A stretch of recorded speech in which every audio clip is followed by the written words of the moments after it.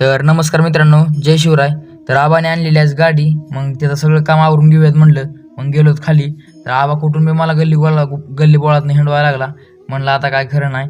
मग पहिल्यांदा त्याला शर्ट शिवायचा होता, त्यासाठी गेलो शर्टचं कापड आणायला. शर्टचं कापड त्यांनी बघितलं, चॉईस केलं. मग तिथं पेमेंट करून आला तो पुढं, कारण आबा म्हणतात आपल्याला गाडीवर नाव टाकायचं. तुम्ही बघू शकता पुढं. तर आबाने मस्त लाईट खोलली आणि तिथलं बाहेर नाव टाकायला आलता.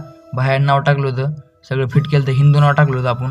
तर बघू शकता ब्रेक दाबल्यावर कसं नंबर 1 नाव दिसत होतं हिंदू.